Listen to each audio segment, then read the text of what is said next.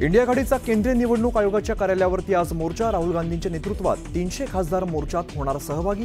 निवडणूक आयोगाविरोधात विरोधक आक्रमक।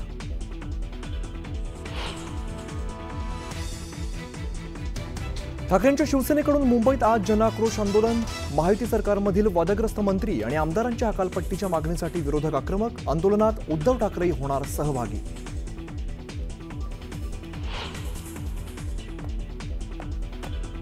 दादरमधील कबूतरखान्यावरती मुंबई पालिकेने पुन्हा लावली ताडपत्री। कबूतरखाना परिसरात पोलीस बंदोबस्तामध्ये मोठी वाढ।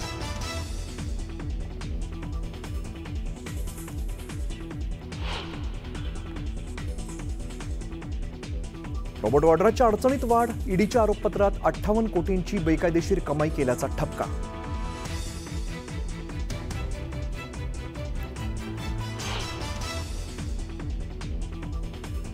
पंढरपुरात विठ्ठल मंदिरात हिंदीतून पूजा घातल्याचा दावा। राहुल सातपुते नावाच्या व्यक्तीचं ट्विट। तर पूजा करण्यासाठी इतर कोणत्याही भाषेचा वापर करण्यात येत नाही, प्रशासनाचं स्पष्टीकरण।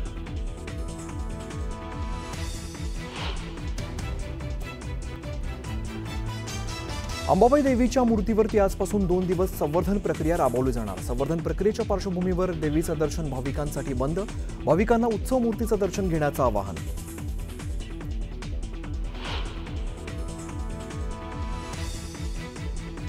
पंतप्रधान मोदींच्या हस्ते होणार नवीन खासदार निवासाचं उद्घाटन। दिल्लीच्या खडकसिंह मार्गावरती खासदारांसाठी 184 नवीन फ्लॅट्स तयार।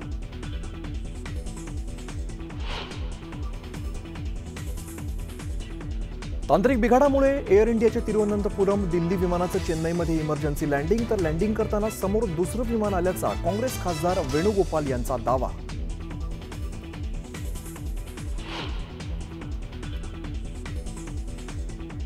ऑपरेशन सिंदूरनंतर पाकिस्तानचे सैन्य दल प्रमुख असीम मुनीर यांचा थैथयाट सुरूच। पाकिस्तानच्या स्वातंत्र्यावरती घाला घातला तर होणाऱ्या अणुयुद्धात अर्ध जग नष्ट होईल असा इशारा।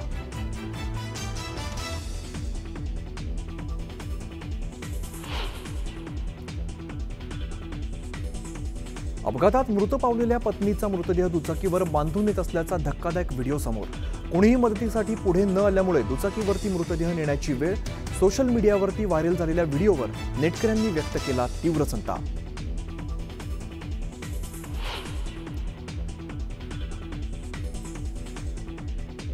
भारत पाकिस्तानच्या नौदलाचा आज अरबी समुद्रात युद्धाभ्यास। दोन्ही देशांनी आपल्या परिसरात एअर ट्रॅफिक मूव्हमेंट थांबवण्याची नोटीस केली जारी।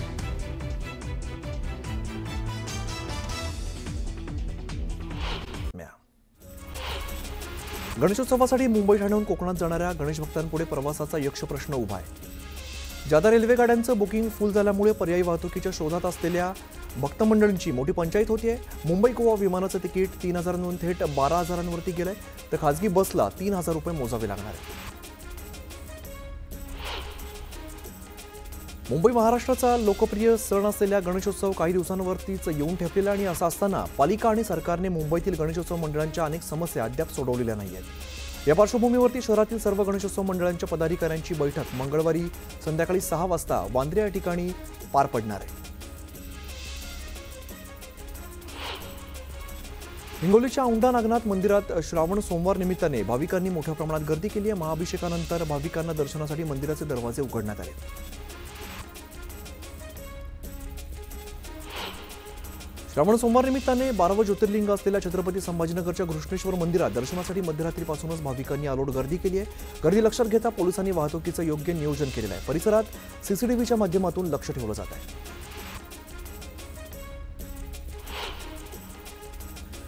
तिसऱ्या श्रावण सोमवार निमित्ताने श्री क्षेत्र भीमाशंकर या ठिकाणी दर्शनासाठी भाविकांनी मोठी गर्दी केली आहे। भीमाशंकर मंदिरात पहाटेची महापूजा आणि आरती केल्यानंतर भाविकांना दर्शनासाठी मंदिर खुलं करण्यात आलं आहे।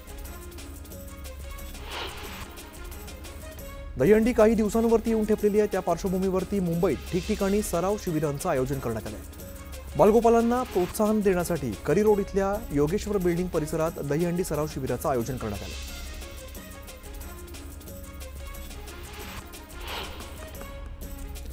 दहीहंडी उत्सव केवळ 6 दिवसांवरती येऊन ठेपला, यासाठी मुंबईतील गोविंदांचा ठिकठिकाणी मनोरे रचण्याचा सराव सुरू आहे। दिवसा नोकरी व्यवसाय सांभाळत रात्री सराव करत तरुणांनी संस्कृतीची नाळ जपलेली आहे।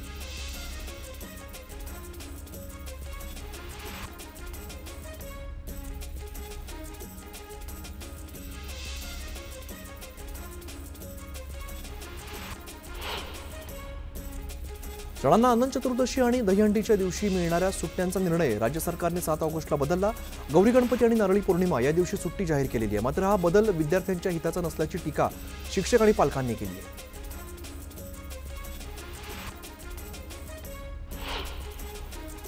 नागपूर शहरातील जलकुंभावरील 1-2 या भागातील पाणीपुरवठा 12 ऑगस्ट रोजी सकाळी 10 वाजल्यापासून 13 ऑगस्ट सकाळी 10 वाजेपर्यंत बाधित असणार आहे. त्यामुळे अनेक भागांमध्ये याचा फटका बसणार आहे.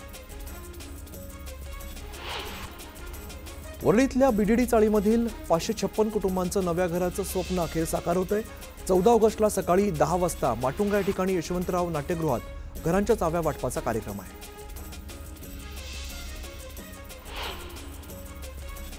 भारताच्या 79व्या स्वातंत्र्य दिनानिमित्ताने एअर इंडिया एक्सप्रेस यांनी खास फ्रीडम सेल सुरू केलेला आहे. या अंतर्गत 1279 रुपयांपासून देशांतर्गत आणि 4279 रुपयांपासून आंतरराष्ट्रीय हवाई प्रवास करता येणार आहे.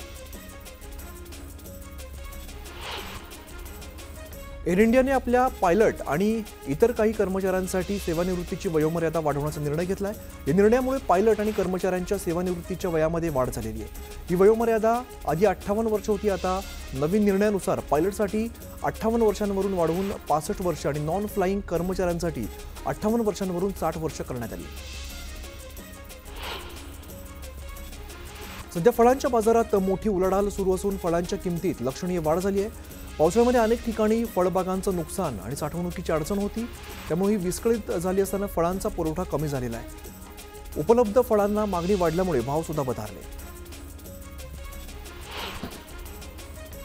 ठाणे जिल्ह्यातील पालिकांसह सर्व कारखान्यांना एमआयडीसीतील पाणी पुरवठा करणारे बारवी धरण गेल्या वर्षी 9 ऑगस्टला 100% भरलेलं होतं. मात्र यंदा हा साठा कमी असून धरणामध्ये 96.64% साठा शिल्लक आहे. धरणासह सध्या उर्वरित धरणाच्या पाणलोट क्षेत्रात पावसाचा जोर कमी झाला.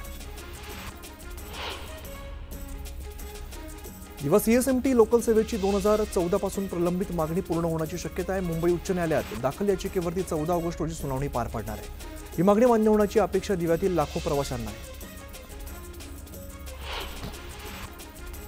बोरिवली रेल्वे स्थानकामध्ये विना तिकीट प्रवाशाने तिकीट तपासणी कार्यालयातील मालमत्तेची तोडफोड केल्याच्या घटनेनंतर पश्चिम रेल्वेने नमस्ते अभियान राबवण्यास सुरुवात केलेली आहे. या अभियानांतर्गत तिकीट तपासणीत टीसी आता विना तिकीट प्रवाशांसोबत देखील नम्रतेनं वागणार आहेत. टीसी आणि प्रवाशांमध्ये वारंवार होणारे वाद टाळण्यासाठी पश्चिम रेल्वेने ही अनोखी मोहीम हाती घेतली.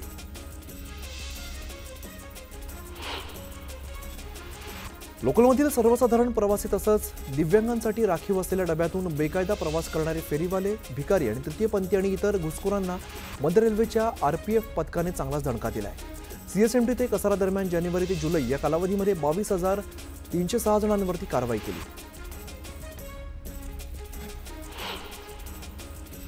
ठाण्यात सप्टेंबर महिन्यामध्ये मेट्रोची चाचणी पार पडणार आहे आणि डिसेंबर अखेरीस मेट्रो सुरू होण्याची शक्यता आहे. मुंबई महानगरात मेट्रोचं जाळं मजबूत करण्याचं काम सुरू आहे. त्यामुळे रस्त्यावरील वाहतूक कमी होईल असं उपमुख्यमंत्री एकनाथ शिंदे म्हणाले.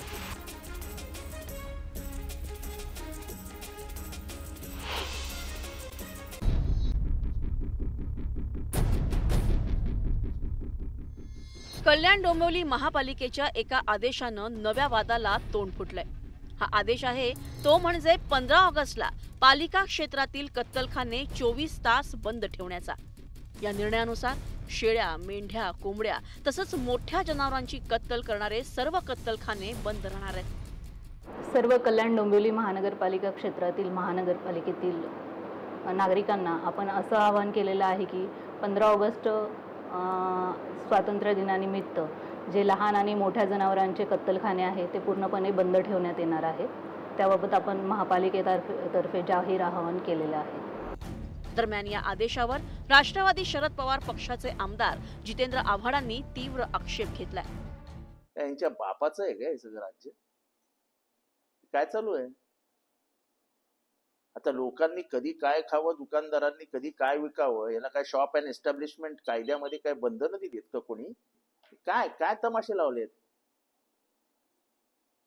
म्हणजे किती किती द्वेषाच्या भावना पसरवायच्या आहेत तुम्हाला? आणि आम्ही काय खावं कुठल्या दुकानात? आणि ते पण स्वातंत्र्याच्या दिवशी, ज्या दिवशी देशाला स्वातंत्र्य मिळालं त्या दिवशीच तुम्ही आमचं स्वातंत्र्य हिरावून घेणार? काय तमाशा लावलाय? जितेंद्र आव्हाड इथेच थांबले नाही. आव्हाडांनी आपल्या आक्रमक शैलीत प्रशासनाला धारेवर धरलं. मांसाहार विरुद्ध शाकाहारी असा वाद पेटवण्याचा हा डाव असल्याचा आरोप करत आव्हाडांनी राज्य सरकारवर हल्लाबोल केलाय. झाला तो ओबीसी विरुद्ध मराठा झाला, हिंदू विरुद्ध मुसलमान झाला, मराठी विरुद्ध हिंदी झालं. आता पेटवा व्हेजिटेरियन वर्सेस नॉन व्हेजिटेरियन, मांसाहारी वर्सेस शाकाहारी. अरे नाही खायचं आम्हाला शाकाहारी. या संपूर्ण प्रकरणावरून विरोधक एकवटले आहेत. आमदार आदित्य ठाकरेनेही आव्हाडांच्या सुरात सूर मिसळत या निर्णयाला तीव्र विरोध केलाय. तर राष्ट्रवादी शरद पवार पक्षाचे प्रदेशाध्यक्ष यांनीही या वादात उडी घेत सरकारला उपरोधिक टोला लगावलाय. हे आयुक्त कोण आहेत आम्हाला सांगायला आम्ही नॉनव्हेज खाऊ शकतो की नाही खाऊ शकत.